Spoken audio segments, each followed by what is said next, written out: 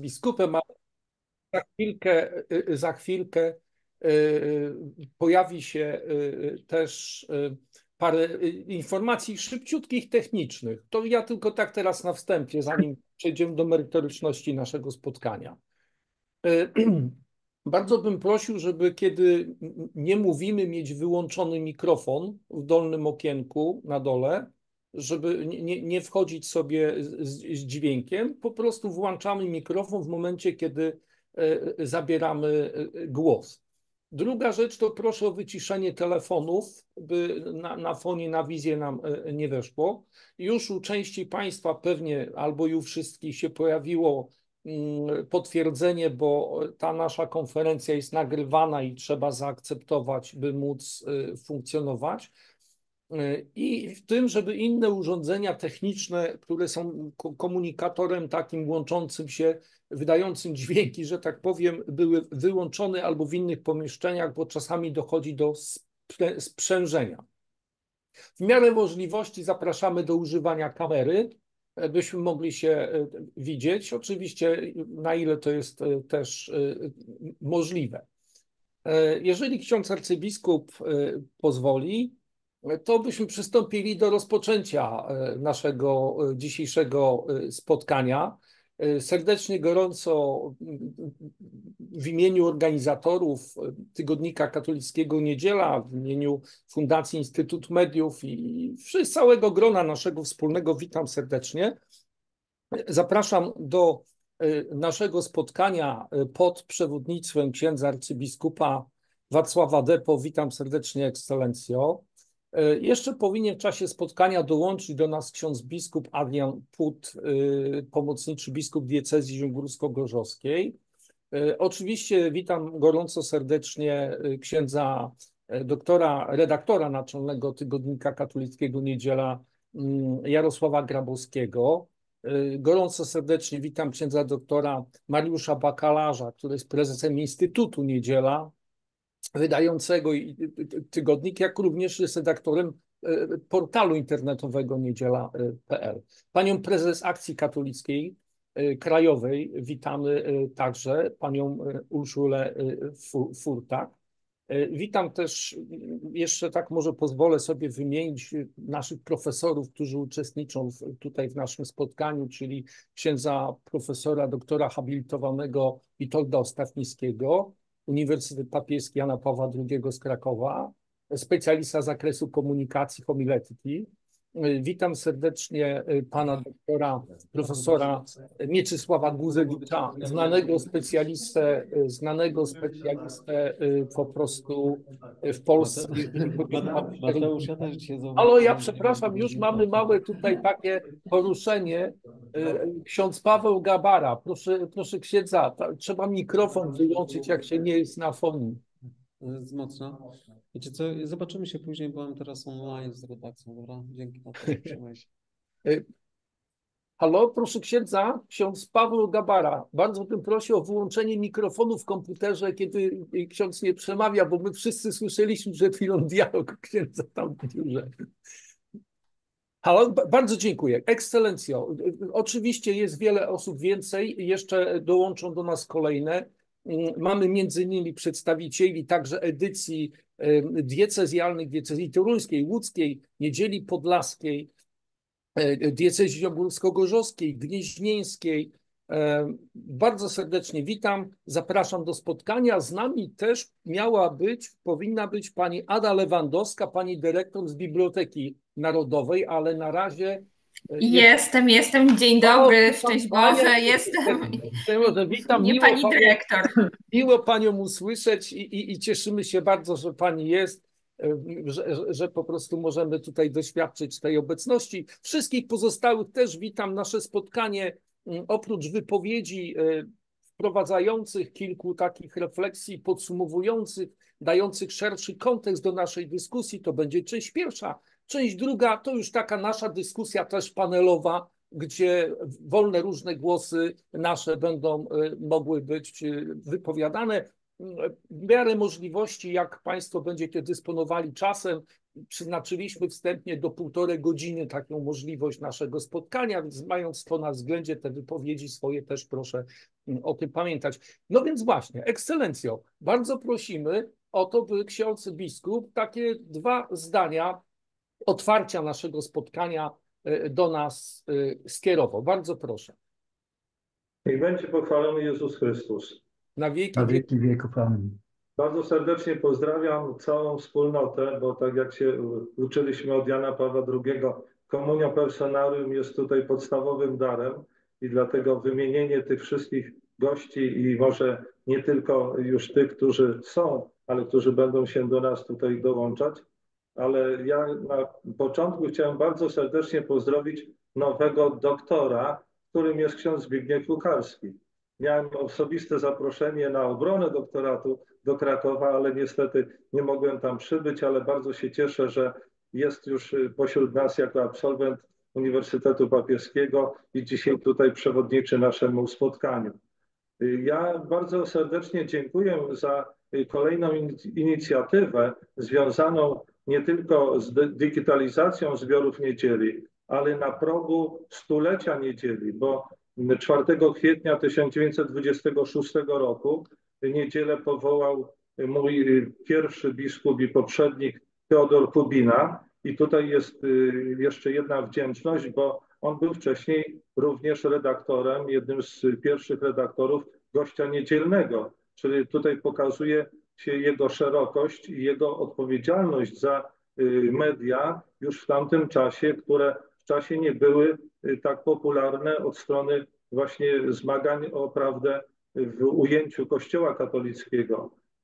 Kolejna rzecz, którą chciałbym jako tutaj dzisiejszy kontynuator tego dzieła, jakim jest niedziela, wypowiedzieć wdzięczność za to, że to dzieło poprzez kolejnych redaktorów, ale jednocześnie można określić świadków, bo nie chcę już powiedzieć nieraz świadectwa męczeństwa poszczególnych osób, które składały się na tą historię, a jak uczył nas Norwid, że historia to nie jest tylko zapis faktów, ale to jest pewna siła duchowa.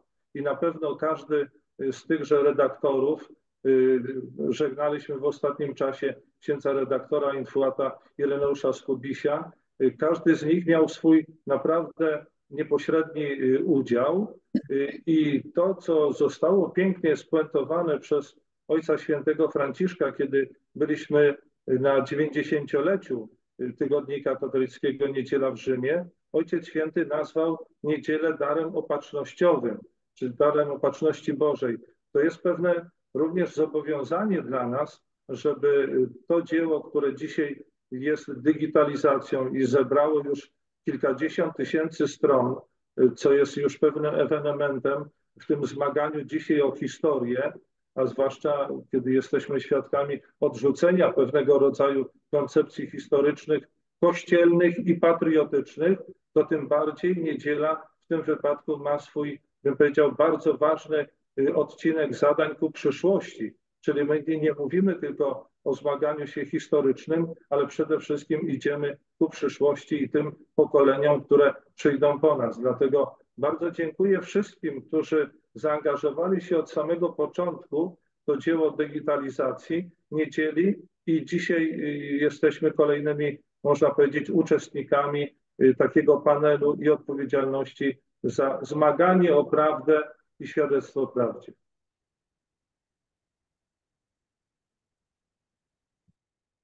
Bardzo dziękuję księdzu arcybiskupowi za wprowadzenie nas w ducha i atmosferę tej historycznej inicjatywy, jaką jest Tygodnik Katolicki Niedziela, i też w celu takiego może też wprowadzenia nas jeszcze w ducha tej dzisiejszej naszej konferencji, poprosimy pana dyrektora Mariusza Książka, także prezesa Fundacji Instytut Mediów, która prowadzi ten projekt już kolejny etap, kolejny raz, by może też właśnie dał nam takie delikatne parę przemyśleń na tle, których dzisiaj się właśnie spotykamy w związku z tą inicjatywą. Panie prezesie, bardzo proszę. Szczęść Boże, witam wszystkich. Bardzo się cieszę, że tak wiele osób zebrało się pod szyldem niedzieli z różnych środowisk. To było cechą niedzieli od samego początku, kiedy ogląda się zbiory tygodnika Niedziela od 1926 roku. To było pismo, które zbierało różne środowiska po to, żeby wspólnie się modlić, wspólnie pracować na rzecz dobra wspólnego. Bardzo się cieszę, że wszyscy tutaj jesteśmy i reprezentujemy naprawdę bardzo szeroko różne grupy społeczne. Proszę Państwa, środowisko tygodnika Niedziela za pośrednictwem Fundacji Instytut Mediów podjęło się tego dzieła digitalizacji w sensie organizowania środków, składania wniosków. Niewątpliwie spotkaliśmy się ze zrozumieniem, argumentując wniosek nasz, że tygodnik Niedziela i cały jego dorobek to jest dobro kultury narodowej. To jest dobro społeczne, które chcemy, aby było także udostępniane kolejnym pokoleniom. My dzisiaj podsumowujemy pewien etap, który nie jest etapem końcowym, ponieważ jesteśmy w trakcie kolejnego etapu digitalizacji. Liczymy też, że Ministerstwo Kultury i Dziedzictwa Narodowego zaakceptuje nasz kolejny, już ostatni wniosek. Proszę Państwa, do dzisiaj mamy zdigitalizowanych ponad 70 000 stron i nie jest to jeszcze oczywiście całość. Mówimy tutaj o edycji ogólnopolskiej, głównym grzbiecie tygodnika Niedziela i także o edycjach diecezjalnych. Bardzo się cieszę, że dzisiaj się udało zebrać tutaj przedstawicieli edycji diecezjalnych, tych, które właśnie na tym etapie, który podsumowujemy, były digitalizowane. Jest wśród nich także edycja gnieźnieńska, która dzisiaj już nie jest w tym redakcyjnym stricte zbiorze tygodnika Niedziela, ale mamy kilkuletni dorobek wydawniczy i mam nadzieję, że dołączy tutaj do nas pan redaktor Marcin Jarzębowski, który 20 ponad lat temu swoją pracę zawodową rozpoczynał właśnie w ramach edycji gnieźnieńskiej tygodnika Niedziela. Bardzo chcę podziękować tutaj obecnej pani dyrektor Adzie Lewandowskiej, reprezentującej Bibliotekę Narodową, ponieważ ta instytucja również korzysta ze zbiorów, które przekazujemy skanowane, po to, aby możliwie jak najszersza liczba osób mogła się zetknąć z naszym dorobkiem wydawniczym. Chcę powiedzieć, że już od jakiegoś czasu mam sygnały od studentów czy od pracowników naukowych gdzieś w Polsce, że dzięki temu, że mamy odrębny adres Niedziela Online, na którym to te zbiory są upublicznione, a także w Bibliotece Narodowej, zdecydowanie zwiększyła się cytowalność tygodnika Niedziela, zwłaszcza tych zbiorów archiwalnych. Szczególnym walorem tych zbiorów jest plik OCR, czyli możliwość korzystania z tekstów poprzez jego edytowanie. To zdecydowanie poprawia wydajność pisania prac naukowych i prac publicystycznych. Przepraszam, że być może te szczegóły techniczne nie są dla Państwa może zbyt interesujące, ale w dalszym ciągu naszej konferencji już pewnie nie będzie okazji o tym mówić, a chciałem, żeby pewne rzeczy tutaj zostały powiedziane, bo de facto digitalizacja to jest mozolna, wielomiesięczna praca wielu ludzi po to, żeby te tysiące stron zostały udostępnione. Nie chcę, żeby to zabrzmiało jakoś tak może niestosownie, ale składam wielkie podziękowanie księdzu doktorowi Zbigniewowi za współpracę także przy tym projekcie, ponieważ wspólnie ten wniosek wypracowywaliśmy i bardzo się cieszę, że nasz ksiądz arcybiskup Wacław Depo, tutaj obecny, pozwolił nam wziąć tę odpowiedzialność za przeprowadzenie tego dobra, jakim jest digitalizacja tygodnika Niedziela.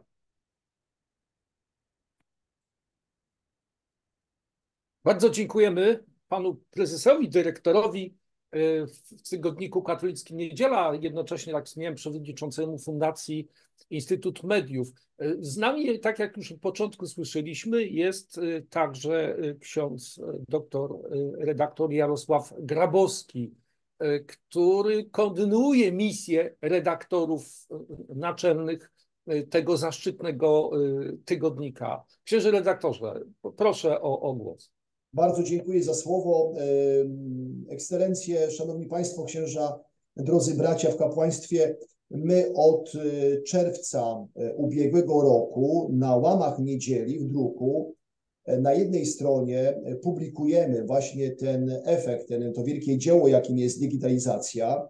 Informujemy naszych czytelników o tym, co działo się przed laty w tej serii, jak nazwaliśmy to, z lat dawnych i dawniejszych. I ta strona, która jest systematycznie, czasami nawet dwie strony, zamieszczana na łamach Niedzieli, spotyka się z dużym uznaniem, nawet powiedzmy takim sentymentem, jak mówią czytelnicy. Oczywiście oni tych czasów nie pamiętają, bo to jest na przykład w tym numerze z 36 rok, ale potem będziemy zamieszczać kolejne roczniki, już te, które starsi czytelnicy pamiętają.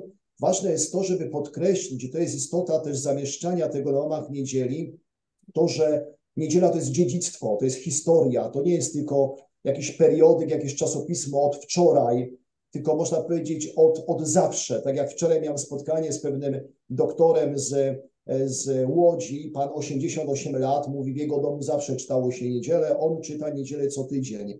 Oczywiście starsze pokolenie czyta Niedzielę systematycznie, ale starsze pokolenie też wspomina właśnie, jak to było i o czym Niedziela pisała. I cieszę się, że możemy na tej stronie poprzez wybrane fragmenty, to jest bardzo mozolne, prześledzić, przejrzeć na Niedziela online wybrane artykuły i zamieścić je w sposób taki bardzo graficznie wymagający, bo jednak to musi być przejrzyste, to musi być czytelne, trochę w takim stylu retro, właśnie to, o czym pisała Niedziela przed laty, tak jak w tym numerze 36 rok. Zamieszczamy wizerunek pierwszego biskupa częstochowskiego, wspominanego przez księdza arcybiskupa Wacława, biskupa właśnie Teodora Kubiny. On był na okładce, te logotypy też się zmieniały. Piękne jest to, że możemy o tym pisać, bo jak wiemy, stare gazety mają swój urok, po prostu pozwalają przenieść nas w czasie i to jest istotne. I przekonać po prostu o tym, że jak piszemy, czym wtedy żył katolik, czym Kościół żył, a niektóre tematy nie powtarzają się i to jest piękne, że te tematy się powtarzają, też pewne problemy się powtarzają, one mają oczywiście inne zabarwienie, inny kontekst, ale jednak często w Kościele to są te same problemy, tylko wtedy przed laty, przed wojną szczególnie były inaczej rozwiązywane. Także wiernie trwamy, co tydzień zamieszczamy i myślę, że będziemy długo jeszcze zamieszczać właśnie w druku ten piękny efekt, jakim jest digitalizacja Niedzieli. Dziękuję. Bardzo serdecznie dziękuję księdzu redaktorowi. Moi drodzy, zawsze jest też tak, że z jednej strony jak coś trzymamy w dłoni typu gazetę, którą możemy sobie poczytać, to też jednak jest jeszcze ta strona taka techniczna, formalna. Ktoś musi być podmiotem wydającym tego typu także tytuły. No i tak cieszymy się, że z nami jest właśnie ksiądz dr Mariusz Bakalarz, który jest prezesem Instytutu Niedziela wydającego tygodnik, jak również jest redaktorem naczelnym portalu niedziela.pl.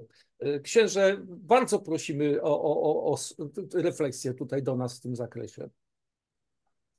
Bardzo dziękuję za udzielenie głosu. Wasze Ekscelencje, czcigodni księża, szanowni państwo. Kiedyś przy okazji podobnej konferencji, przy zakończeniu kolejnego etapu digitalizacji, mówiliśmy, że dzisiaj, jeśli coś nie istnieje w internecie, to mówi się, że nie istnieje w ogóle. Przekonujemy się także o tym, jeśli chodzi o prasę. Dziś ludzie oczekują, że prasa będzie także dostępna w internecie, niekoniecznie tylko w papierze, ale dotyczy to także zbiorów historycznych. Wspomniał pan Mariusz o tym, że otrzymujemy rzeczywiście głosy takiej wdzięczności, że Niedziela jest już digitalizowana, że te zbiory historyczne są dostępne, bo stanowią także dla tych, którzy zajmują się pracą naukową, znakomite źródło. znacznie ułatwiające pracę, poszukiwania naukowe, badanie źródeł, ale także pokazują to, o czym wspomniał ksiądz Jarosław, bogactwo też historii naszego Kościoła. Cieszę się z tego, że w tym kolejnym etapie digitalizujemy także zbiory edycji diecezjalnych. Kiedy pytaliśmy się właściwie o sens istnienia edycji diecezjalnych, w ogóle powstania, to mówiliśmy o tym, że one były rzeczywiście w momencie swojego powstawania takim wspaniałym kanałem informacji o życiu diecezji. Dziś powiemy, może tych kanałów informacji jest więcej, mediów jest więcej, ale edycje diecezjalne stanowią świetny zapis historii diecezji, zwłaszcza tych nowo powstałych, na przykład w latach 90., kreowania struktur, ale też wspaniałej działalności. Czegoś, z czym dzisiaj możemy się nie tylko interesować, historycznie opisywać, ale zachwycać się tą żywotnością Kościoła, tym budowaniem tożsamości. To jest przede wszystkim chyba wielka zasługa digitalizacji. Dziękuję to także tym wszystkim, którzy tą wielką operacją się zajmują, bo to rzeczywiście skomplikowane zadanie. Słowa wdzięczności kieruję do pana Mariusza Książka, mojego zastępcy, prezesa fundacji, który naprawdę ogromną pracę wykonywał w tym, żeby tych wszystkich kwestii formalnych, a ich było naprawdę bardzo dużo, żeby dokonać. Także księdzu Zbigniewowi, który tu wielkie wsparcie także poczynił, i tym wszystkim osobom, które na różnych etapach, różnych wymiarach dokładały się do tego, by niedziela, ten wielki skarbiec tego, o czym niedziela pisała przez te niemal 100 lat z małą przerwą, by to nie tylko zachować, ale przekazać też dalej. To niech będzie moje słowo, słowa wdzięczności dla tych wszystkich, którzy w tym wielkim, naprawdę wielkim dziele uczestniczą. Bardzo serdecznie dziękuję. Cieszymy się, że jest już z nami też ksiądz biskup Adrian Płód, który ma bardzo bliskie doświadczenia i rzetelne, jeśli chodzi o ogólną działalność tygodnika Niedziela, ale także i taki akcent właśnie diecezjalnej wkładki w diecezji ogólnogorzoskiej. Ekscelencjo, proszę podzielić się z nami słowem od tej strony. Pozdrawiam księdza arcybiskupa, metropolitę, pozdrawiam cały zarząd Instytutu Niedziela, księdza redaktora naczelnego, księdza doktora prowadzącego. Przepraszam za początkowe problemy z połączeniem, ale kuria w Zielonej Górze ma takie łącza, jakie ma. Udało mi się wejść na moment, być tutaj chwilę, bo jestem w trakcie ważnych spotkań, ale obiecałem się panu redaktorowi książkowi, panu dyrektorowi, że chociaż na chwilę się połączę. Połączę się dlatego, aby powiedzieć ogromne dziękuję tygodnikowi za to, co mi dał osobiście, za ten czas mojej posługi, mojej pracy w tym tygodniku, za solidny warsztat i pewną umiejętność pracy medialnej. A tym bardziej cieszę się, że teraz ogromne bogactwo, jakim są te wszystkie wydania w papierze, stają się one teraz dostępne także dla o wiele szerszego grona czytelników poprzez digitalizację tych zbiorów. Ja osobiście jestem bardzo wdzięczny tym wszystkim, którzy odpowiadali za ten projekt, że udało się go doprowadzić do takiego szczęśliwego finału. Dlatego, że niedziela jest znana w pewnym środowisku, bardzo szerokim środowisku, ale dzięki digitalizacji będą mogli do tego ogromnego skarbca zaglądać też inni. Myśmy mieli takie doświadczenie w naszej edycji lokalnej, że powstały też prace magisterskie w oparciu o to, co żeśmy tutaj w tej edycji naszej lokalnej czynili, i zawsze słyszeliśmy takie dobre słowo, że są to rzeczy wartościowe, są to rzeczy solidne, warto, żeby szersze grono mogło się z tym zapoznać. Dzięki tej ogromnej, wspaniałej akcji digitalizacji to dzieło niedzieli, a w niedzieli to pomniejsze dzieło, jakim był tygodnik Katolickie Aspekty, będzie teraz dostępne dla bardzo szerokiego grona odbiorców. Nie tylko tych, którzy interesują się historią Kościoła, nie tylko tych, którzy interesują się dziejami naszej diecezji, ale tymi wszystkimi, dla których bliskie są sprawy kultury i dziedzictwa całej naszej ojczyzny. Za to doświadczenie pracy medialnej, za ogromny dar przyjaźni, życzliwości, który spotkałem w tygodniku Niedziela, i za to wspaniałe dzieło digitalizacji, udostępnienia szerokiemu gronu odbiorców wielkich zasobów w tygodniku Niedziela chciałem bardzo serdecznie podziękować. Szczęść Boże. Słucham Cię. Zaraz będziesz. Bardzo dziękuję księdzu biskupowi za zabranie głosu, podzielenie się tym świadectwem osobistego też doświadczenia i radości z funkcjonowania i tworzenia tego środowiska. Jak widać, Watykan też to docenił, także cieszymy się bardzo, ekscelencjo. To jest też tak, że z nami jest ksiądz profesor Witold Ostafiński, który jest specjalistą z zakresu komunikacji w przestrzeni też homiletycznej, kształci wiele osób nie tylko w tym, jak głosić słowo, jak przepowiadać, jak głosić homilię kazania, ale też w ogóle szeroko rozumianej komunikacji społecznej. Księże profesorze, w tym aspekcie o tygodniku katolickim Niedziela. Tak, ale czy mnie słychać? Bardzo dobrze. Bardzo dobrze słychać. Dziękuję serdecznie za zaproszenie, za udzielenie głosu. I oczywiście chciałem bardzo, bardzo serdecznie podziękować, pogratulować przede wszystkim tygodnikowi Niedziela, że podjął to ważne wyzwanie digitalizacji. Proszę Państwa, gdybym miał zapytać, czy digitalizować, czy pracować, to odpowiedź jest bardzo prosta: tak, nareszcie. I jeśli chcemy dzisiaj istnieć na tym rynku mediów, ale także jeśli chcemy być, powiedzmy, w społeczeństwie, to dzisiaj, jak tam któryś z przedmówców moich powiedział, albo jesteśmy w internecie, albo jesteśmy w necie, albo nie ma nas w ogóle. Więc odpowiedź jest bardzo prosta. Digitalizacja to jest dzieło warte uwagi, warte kontynuacji i przede wszystkim jest bardzo cenne. Dlaczego? Dlatego, że tutaj przy tej okazji możemy pokazać ten wielki wpływ społeczny, czyli wpływ tygodnika Niedziela nie tylko na Kościół polski, ale także wpływ tygodnika Niedziela na kształtowanie się społeczeństwa. I społeczeństwa, i proszę Państwa, także i państwa polskiego, co jest tutaj szalenie ważne i szalenie istotne.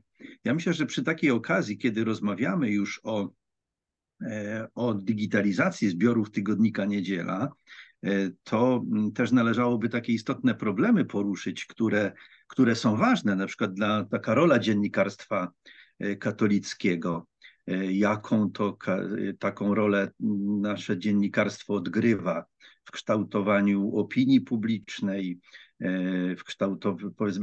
jakie problemy są poruszane, te społeczne, kulturalne, religijne. I oczywiście, mówiąc o digitalizacji, o wyzwaniach przede wszystkim, które digitalizacja nam niesie, należy również powiedzieć o korzyściach, które będą płynąć z udostępnienia tego bogactwa przede wszystkim dla społeczeństwa polskiego. Ja myślę, że też, powiedzmy, ta digitalizacja naszych zbiorów pozwoli również podjąć nam w przyszłości dyskusję na temat przyszłości prasy katolickiej, czyli jak tygodnik Niedziela może dostosować się do zmieniającego się środowiska mediów i jakie są perspektywy dla prasy katolickiej w XXI wieku dzisiaj. Więc gdybym chciał podsumować to swoje wystąpienie, to przede wszystkim digitalizacja wpływa na co? Na dostępność i zasięg. Więc dostęp do archiwalnych treści będzie tutaj bardzo, bardzo prosty. On będzie niezależny od lokalizacji geograficznej. Każdy badacz będzie mógł z tych zasobów skorzystać. Myślę, że tutaj też digitalizacja ma wartość taką edukacyjną, która pokaże, czy też pomoże studentom, historykom, naukowcom i wszelkim innym zainteresowanym badaczom problemów prasowych po prostu w łatwym dostępie do tych zasobów. Kolejny temat tu ważny, warty uwagi przy okazji digitalizacji, to jest przede wszystkim interaktywność i zaangażowanie społeczności, czyli te platformy cyfrowe pozwolą nam na interaktywne zaangażowanie społeczności w procesie odkrywania i dzielenia się historią zawartą w Niedzieli. To też będzie taka promocja wartości i tradycji która została zgromadzona przez tygodnik Niedziela. Oczywiście wszelkie działania marketingowe i społeczne, dlatego że te archiwalne treści mogą być wykorzystane w celach marketingowych, zarówno w kontekście promocji samego czasopisma, jak i także tematów, które były poruszane na łamach Niedzieli. Tutaj też ważna będzie taka kwestia rozwoju współpracy z instytucjami kulturalnymi, czyli digitalizacja otworzy nam drzwi do współpracy z innymi instytucjami kulturalnymi, bibliotekami także, muzeami, czy też nawet i uczelniami. To też digitalizacja, to też dostosowanie do współczesnych oczekiwań w sferze cyfrowej. To jest dostęp do informacji, który jest natychmiastowy i z tego po prostu możemy skorzystać. Ale najważniejsze to jest przede wszystkim zachowanie dziedzictwa dla przyszłych pokoleń. I tutaj Instytutowi Mediów bardzo gratuluję i proszę o kontynuację tego dzieła. Dziękuję, bo ksiądz Zbigniew już mnie tam przypila, żeby już... Dziękuję bardzo. Bardzo dziękuję księdzu profesorowi. Mamy liczne grono bardzo zacnych osób i też właśnie będziemy za chwilkę jeszcze później mieli taką wspólną też dyskusję w charakterze panelowym, ale zanim do tego dojdziemy, to jeszcze będę chciał poprosić o zabranie głosu pani dyrektor właśnie Ady Lewandowskiej z biblioteki, która z nami jest obecna, później panią prezes akcji, pana profesora Guzewicza. Bardzo proszę pani dyrektor. Dzień dobry wszystkim i też chciałabym zaznaczyć, że ja nie jestem dyrektorem, jestem kierownikiem Zakładu Zbiorów Cyfrowych, w którym właśnie zajmujemy się na co dzień digitalizacją zbiorów z zasobów Biblioteki Narodowej, ale też sprawujemy taką pieczę nad instytucjami, które chcą udostępniać swoje zbiory za pośrednictwem Polony. Chciałam też w swojej wypowiedzi tak zwrócić uwagę na inny aspekt digitalizacji, bo Państwo tutaj mówicie wszyscy o tym, jak ważna jest digitalizacja ze względu na udostępnienie tych zbiorów szerszej publiczności i ich ponowne wykorzystanie.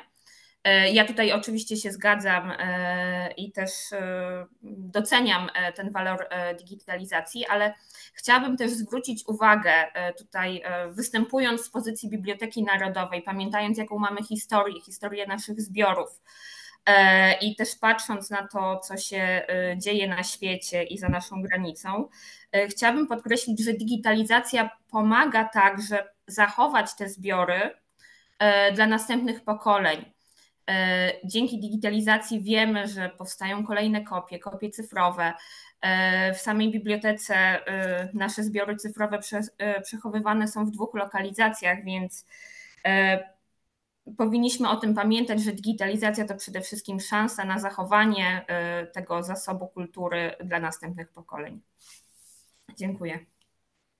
Bardzo dziękuję serdecznie za ten głos taki, który też to pokazuje tą przestrzeń przechowywania. To rzeczywiście jest też takie ważne, bo człowiek, tak sobie pomyślałem, słuchając pani wypowiedzi, że pani kierownik, że mianowicie no przecież zawsze może się zdarzyć jakiś dramat, że spłonie na przykład jakieś archiwum, no coś się zapruszy, no zdarzają się różne rzeczy, prawda? Rzeczywiście to jest takie utrwalenie materiału. Bardzo dziękuję jeszcze raz.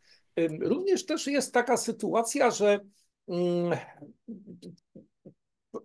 rola, zaangażowanie różnych środowisk wokół tygodnika katolickiego Niedziela przez lata, to i redaktorzy, i piszący, ale też i osoby świeckie, stowarzyszenia. Wiemy, że z historii Akcja Katolicka też była blisko i jest blisko tygodnika katolickiego Niedziela. Pani prezes Urszula Furtak, zapraszam. Ekscelencjo, księże biskupie, bardzo serdecznie witam wszystkich, serdecznie dziękuję za zaproszenie. A dziś no, wsłuchuję się w słowa, które padają, raduję się, bo tak jak zaznaczyła przed chwilą pani Ada Lewandowska z Biblioteki Narodowej, część historii Akcji Katolickiej zapisana na kartach Niedzieli ogólnej, ale też wielu edycji diecezjalnych znajdzie swoje miejsce. I za to też bardzo chcę w imieniu naszego środowiska za całą współpracę dotychczasową właśnie za to podziękować. Ksiądz dr Zbigniew wspomniał też o tym aspekcie historycznym. Tak, kiedyś rozmawialiśmy na ten temat i okazało się, że właśnie no, swój mały, drobny epizod w historii niedzieli miała również akcja katolicka.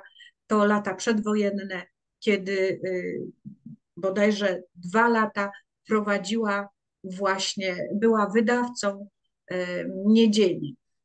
Diecezjalny Instytut Akcji Katolickiej właśnie w Częstochowie pełnił taką zaszczytną, dziś możemy powiedzieć, rolę, wniósł swój kamyczek do tego, by można było. Natomiast korzystając z okazji, chcę podziękować też naszej zielonogórsko-gorzowskiej edycji aspektom na ręce, bo już nie widzę, chyba musiał nas opuścić ksiądz biskup Adrian, z którym no, wielokrotnie współpracowaliśmy jako Akcja Katolicka i diecezjalna i potem już jako krajowa, ale właśnie na ręce księdza Rafała Witkowskiego bardzo dziękuję za ten właśnie taki wkład wielki niedzieli w te środowiska lokalne, bo to jest wielka wartość dodana pomysłu, nie wiem gdzie on się zrodził, że nie tylko centralna edycja niedzieli, ale właśnie zejście niżej do tych struktur lokalnych daje naprawdę wielką szansę współistnienia i jakby kontynuacji i rozwijania wiary, a jednocześnie ubogacania środowiska misyjnego naszego pięknego Kościoła. Za to wszystko jeszcze raz wszystkim podmiotom dziękuję. Cieszę się, że mogłam dołączyć do tego spotkania, i które no, przygotowuje do pięknego jubileuszu 100-lecia obecności niedzieli w przestrzeni medialnej polskiego Kościoła. Dziękuję bardzo pani prezes za ten głos świeckich w Kościele, za tą obecność, taką tradycją już też zbudowany dosyć długo, ale właśnie ten aspekt świeckich jest też bogaty i szeroki, bo wielki wkład tygodnika katolickiego Niedziela w formację rodziny, kształtowanie myślenia prorodzinnego, uczestniczenie i prowadzenie debaty publicznej w tym zakresie. Jest to ważne także i w tej przestrzeni. I cieszymy się, że z nami jest pan profesor Mieczysław Guzewicz, który w tych tematach formacji rodzinnej w Polsce bardzo znanym specjalistą, występuje po całym kraju i za granicą, też uczestniczy w innych przedsięwzięciach ze środowiskiem tygodnika katolickiego Niedziela. Panie profesorze, prosimy o słowo od siebie. Niech będzie pochwalony Jezus Chrystus. Ja również bardzo dziękuję za zaproszenie mnie do udziału w tym spotkaniu. Dziękuję za udzielenie głosu. Serdecznie pozdrawiam wszystkich uczestniczących i rzeczywiście no, inaczej nie potrafię patrzeć na to wielkie dzieło niedzieli, ale również na to dzieło digitalizacji, jak przez pryzmat obrony wartości małżeństwa i rodziny. Dziękuję księdzu arcybiskupowi, że mocno to zaakcentował w swojej wypowiedzi na początku, że niedziela się mocno wpisuje w to zmaganie o prawdę. Tak by się chciało powiedzieć, że przez te 100 lat to zawsze taką misję niedziela realizowała, bo zagrożeń dla prawdy w tym przedziale 100 minionych lat już prawie było bardzo dużo, ale jeśli chodzi o tą przestrzeń, którą ja reprezentuję, to mam takie przekonanie, może subiektywne, że one się niezwykle intensyfikują. Tym bardziej jest potrzebne dużo takich środowisk, dużo osób zaangażowanych w tą obronę prawdy o małżeństwie i rodzinie, ale w tym Bożym zamyśle. Jeszcze mamy niezwykły przywilej i dar, no, oczywiście cały Kościół, cały świat, ale my jako Polacy, że szczególnym obrońcą prawdy o świętości małżeństwa i rodziny był święty Jan Paweł II, to myślę, że jest też dla nas zobowiązanie, żebyśmy, jeśli mówimy właśnie o tym, że niedziela ma być takim narzędziem, to żebyśmy w obronie tej prawdy o świętości małżeństwa i rodziny bardzo mocno odwoływali się do wielkiego dziedzictwa świętego Jana Pawła II. Ja pozwalam sobie sytuować jego dorobek nieco poniżej tego, co na temat małżeństwa i rodziny przekazuje nam Słowo Boże. Nauka Kościoła jest bardzo obszerna, ale na pierwszym miejscu w tym wszystkim, co Kościół wypracował we wskazywaniu nam niezwykłości małżeństwa i rodziny w Bożym zamyśle, jest bez wątpienia nauczanie świętego Jana Pawła II. I też się z tego właśnie faktu cieszę, że digitalizacja pomoże w tym, aby to wszystko, co przez ten okres, ale właśnie szczególnie od 1978 roku było wskazywane, jeśli chodzi o nauczanie świętego Jana Pawła II na temat małżeństwa i rodziny, że zostanie w taki sposób utrwalone, zachowane i pozostawione. My nie musimy daleko w przyszłość wybiegać, ale z drugiej strony myślę, że pewnie tak będzie, że za 50, za 100, a i daj Boże więcej lat będzie potrzeba, aby sięgać do tych zasobów i będzie ten zasób, ten zbiór tych treści, które Niedziela gromadziła i przekazywała, na pewno niezwykle przydatny. Także jeszcze raz bardzo, bardzo dziękuję i również ze swojej strony dziękuję za tą miłą współpracę, oczywiście pilotowaną przez księdza Artura Zbigniewa, ale dzięki której ja też mogę od czasu do czasu intensywniej wspierać właśnie tą działalność na tej płaszczyźnie, nasz niezwykle ważny tygodnik Niedziela. Dziękuję, szczęść Boże. Dziękuję serdecznie panu profesorowi. Drodzy Państwo, zapraszam serdecznie do wspólnej naszej szerszej rozmowy w charakterze troszeczkę panelowym. Cieszymy się, że z jednej strony mamy osoby duchowne, a z drugiej strony mamy także osoby świeckie zaangażowane w to dzieło, które jest bliskie ich sercom. To jest ta właśnie spójność Kościoła, gdzie hierarchia i razem laikat tworzymy tą wyjątkową jedność. Bardzo proszę, czy ktoś chciałby zabrać głos? Zapraszam serdecznie, ale oczywiście mam parę pytań przygotowanych też w razie tutaj, żeby pomóc wydobyć te bogactwo z serc naszych uczestników. Bardzo proszę, kto by chciał zabrać głos? Proszę wtedy włączyć mikrofon i swobodnie się wypowiedzieć.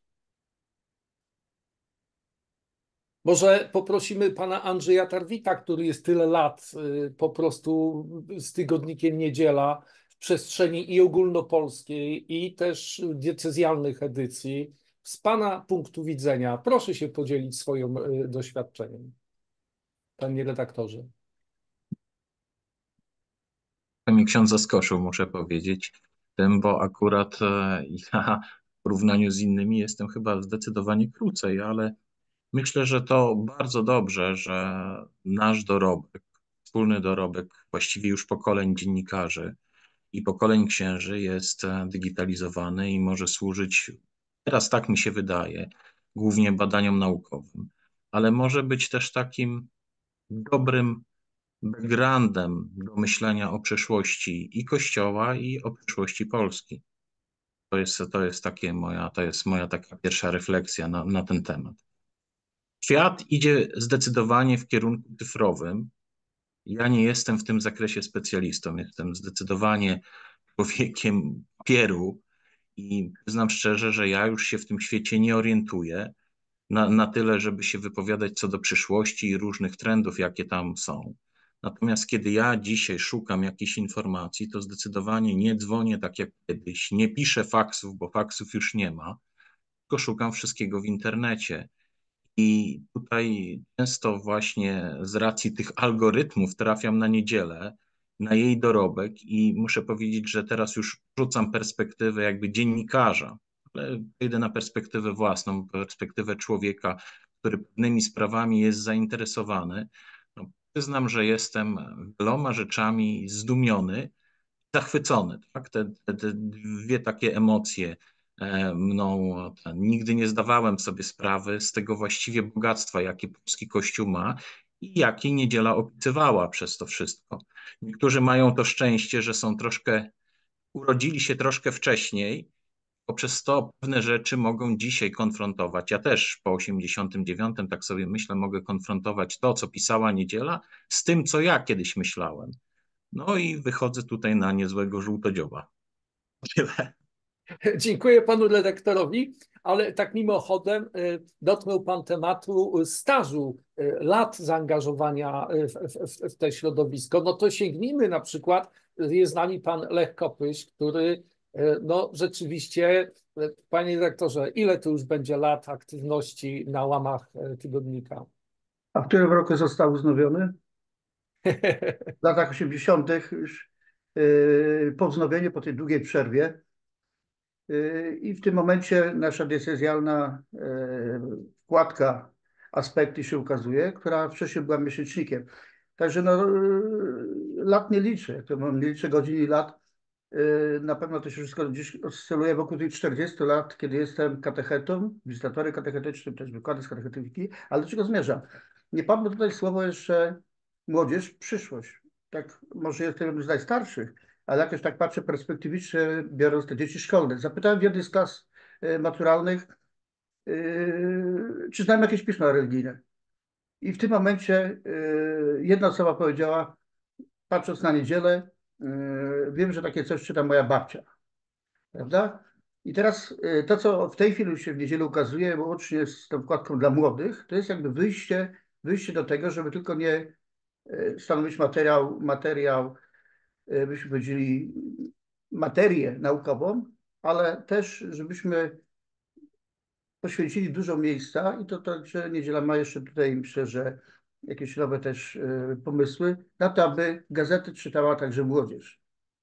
Bo to jest w tym momencie ten moment i to nie tyle gazetę papierową, bo to nie ma znaczenia. Dla młodych, jak to przed chwilą przedmówca mówił, mało mi się znamy w porównaniu z nimi, oni tutaj różne sposoby, ale staramy się jakoś działać na katechezie. Także ja przez te 30 parę lat, jak piszę do Aspektów, to zawsze jest ten element mojego życia w postaci katechezy.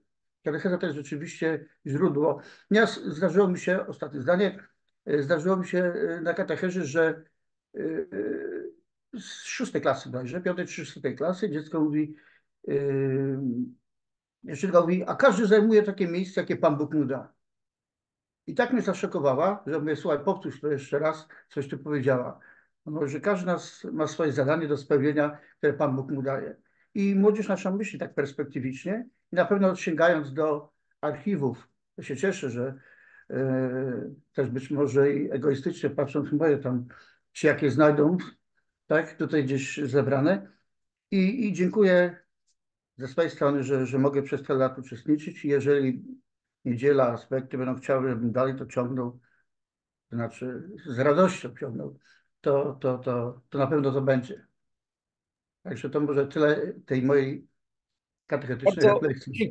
Bardzo dziękuję za taką też refleksję i ten akcent także młodzieżowy, bo no, czego Jaś się za młodu nie nauczy, to tak, znamy to. Ja nie będziemy mówił. Ale też przesuńmy się troszeczkę powoli tak geograficznie po Polsce.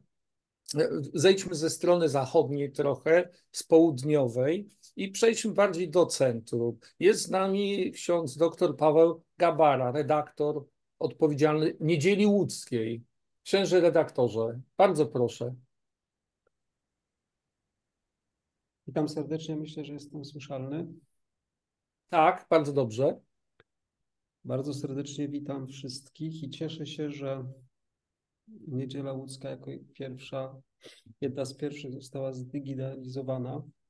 Bardzo serdecznie chciałbym powitać przede wszystkim osoby świeckie, które w niedzieli od lat pracują. Może ja bym chciał zobaczyć nie tyle ten efekt cyfrowego działania, bo my wiemy, że ono jest, ono się coraz bardziej rozwija i tak jak to już dzisiaj było powiedziane, technika się zmienia diametralnie i my musimy chcieć szukać nowych przestrzeni do tego, żeby komunikować się ze swoimi wiernymi i zakładam, że digitalizowanie i przekazywanie zbiorów właśnie w formie elektronicznej jest jedną z form, ale myślę, że nie jedyną.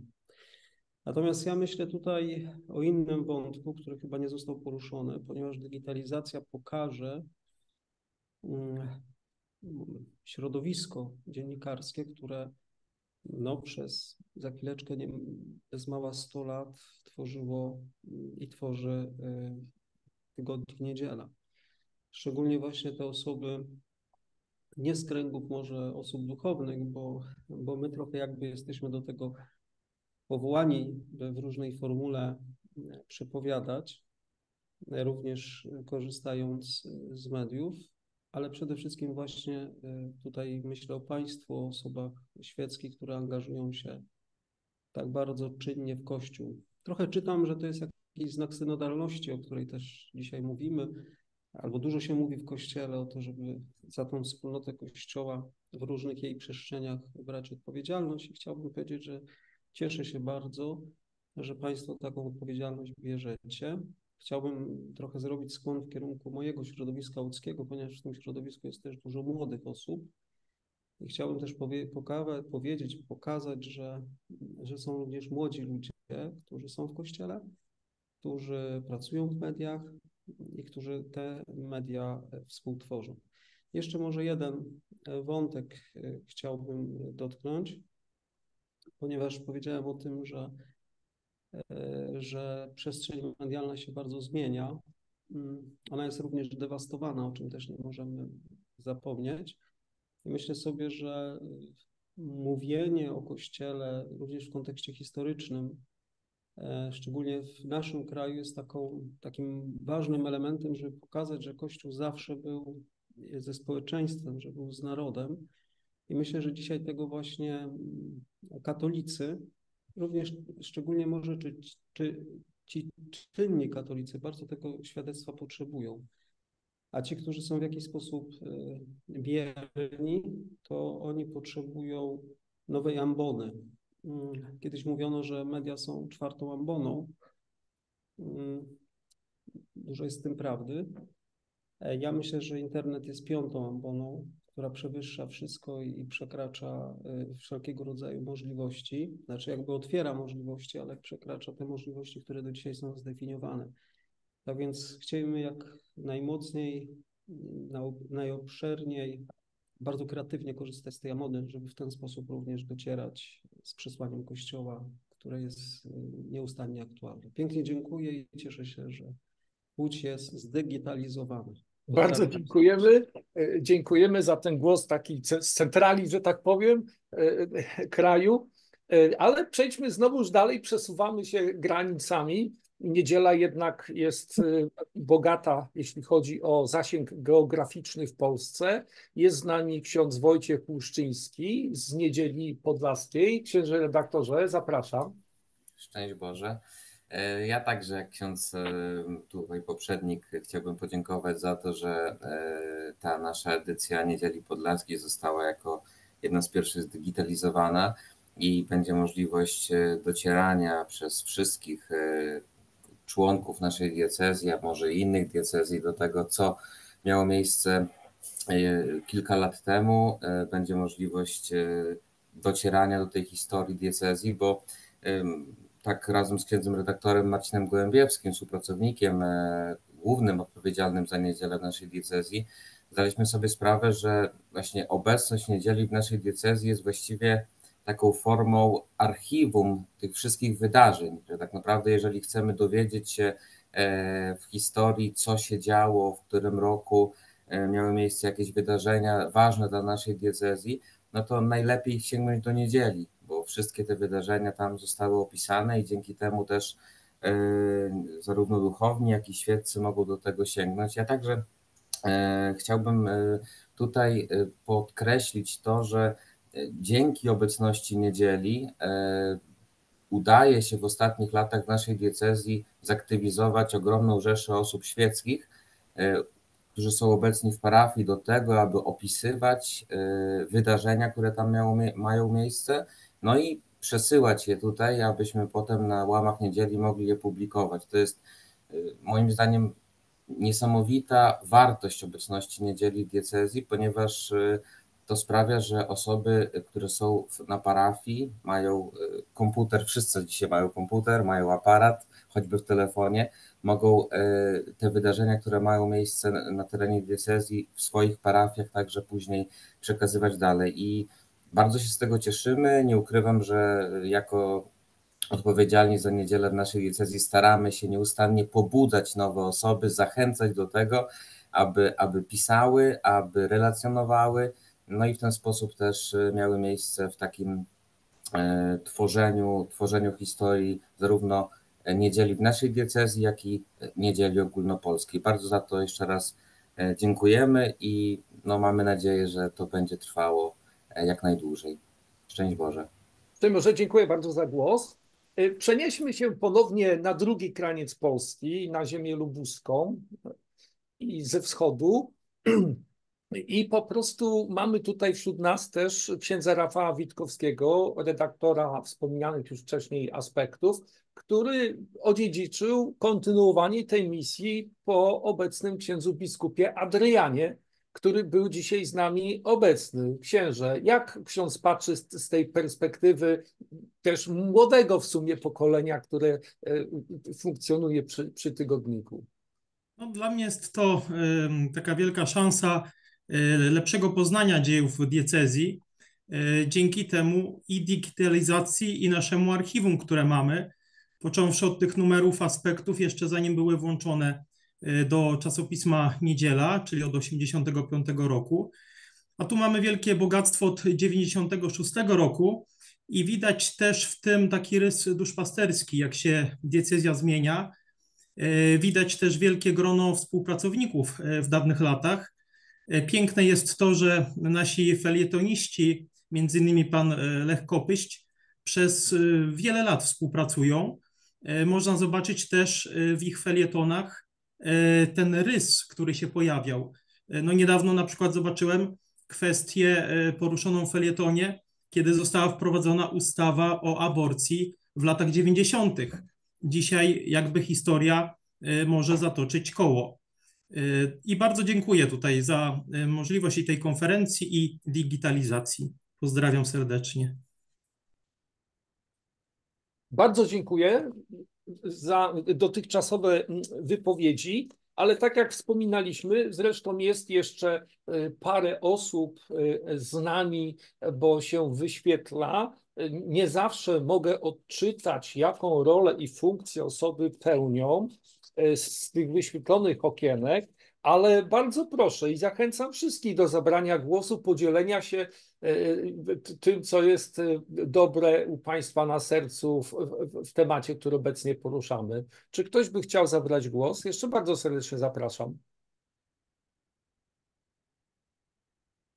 Halo, bardzo proszę. Może ktoś chciałby dopowiedzieć coś, a już wcześniej zabierał też głos. Jest ku temu okazja, także zapraszam gorąco. Jesteśmy w bardzo ciekawym gronie. Nie słyszę i nie widzę, żeby ktoś zgłaszał, że chce zabrać głos. No to cóż, no to w takim przypadku chyba będziemy zmierzali do końca naszej konferencji. Myślę sobie, że tyle tutaj padło uzupełniających się wzajemnych refleksji. Pozwolę sobie tylko też jeszcze tak w tym spuentowaniu naszego spotkania jednak poruszyć kwestię, że rzeczywiście dorobek tygodnika Niedziela z punktu widzenia szeroko rozumianej wartości dodanej, jaką wnosił w środowisko w Polsce i za granicą, ile elity katolickiej się kształtowało, formowało i przeszło przez środowisko zaangażowane w tygodnik Niedziela. Myślę sobie, że to, co będzie za 2 lata, no bo to jest stulecie tygodnika za 2 lata, rok 1926, pełnia okresu międzywojennego, tuż po wyzwoleniu, a odzyskaniu niepodległości, a niestety później następne wejście w trudne czasy. Warto więc by było także sobie myślę, żeby dzielić się takimi dyskusjami, konferencjami, także w środowiskach właśnie redakcji diecezjalnych, bo to jest wielka wartość. Kiedyś ksiądz arcybiskup Michalik powiedział mi tak: pamiętaj, nie jest ważne samo wydawanie jakiejkolwiek katolickiej gazety. Jest ważne, że przy takich dziełach tworzy się środowisko elity katolickiej. I ta elita katolicka ma po prostu ogromnie wielką też wartość. I z tego powodu to jest nie do przecenienia kwestia po prostu tego, jaką rolę odegrał tygodnik katolicki Niedziela. Ale też w imieniu gospodarzy jeszcze chciałbym poprosić o zamknięcie takim jakimś jednym zdaniem naszego spotkania księdza doktora Mariusza Bakalarza, wydawcy tygodnika Niedziela i z portalu internetowego niedziela.pl. Bardzo proszę księdza. Bardzo dziękuję.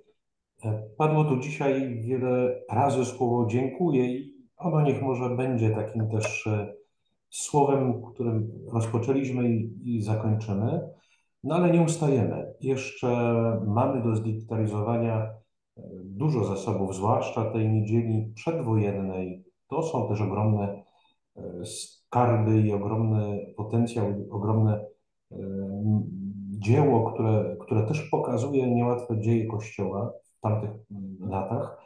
Wiele jeszcze przed nami, dużo już za nami i za to dziękujemy.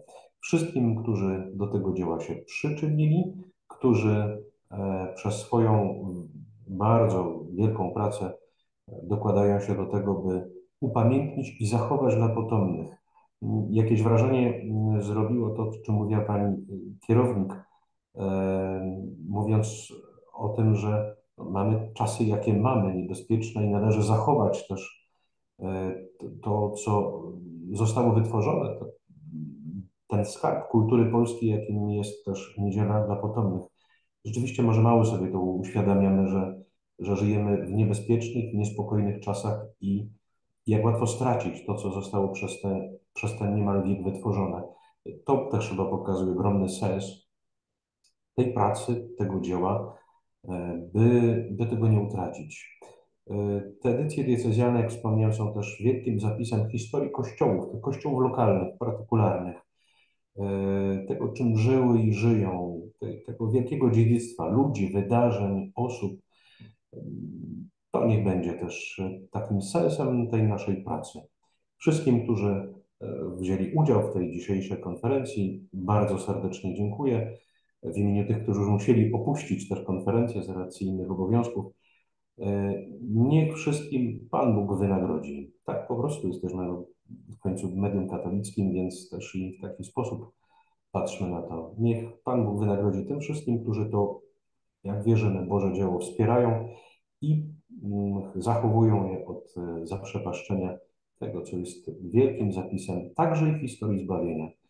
Bo to, co na kartach niedzieli zapisane, na stronach niedzieli, na szpaltach, jest też kawałkiem historii zbawienia realizujących się w kościołach lokalnych w Polsce, ale i na świecie. Bardzo dziękuję za tą puentę od strony właśnie gospodarzy, organizatorów. Tak, takie kropki nad i, to w wyniku tej konferencji ja sobie tak uświadomiłem, postanowiłem, ponieważ jak tutaj usłyszałem, cytowalność tygodnika Niedziela się rozwija bardzo mocno. Tu pokazuje, że jest praktyczne wykorzystywanie. W związku z tym sam sobie też postanowiłem, że wrzucę trochę cytatów czy słów, takich słowo klucz, właśnie w te materiały zdigitalizowane, żeby poszukać, co to tam w różnych latach było. To kapitalny materiał do refleksji nad formacją rodziny, kapitalny materiał do akcji katolickiej. Akcja katolicka, słowa klucz w tygodniku Niedziela. No może to być bardzo ciekawe, że wyciągniemy takie różne smaczki interesujące. Bardzo dziękuję wszystkim za rozmowę. Jeżeli ktoś miałby jeszcze ochotę porozmawiać, to nie ma potrzeby, żeby całkowicie się wylogować ze spotkania. Po prostu otwarty mikrofon, taki już każdy może sobie włączyć. Kończymy moment oficjalnego spotkania. Teraz ono już niech ma taką formę zakuluarową, mimo że technicznie wygląda to w sposób podobny. Bardzo dziękuję.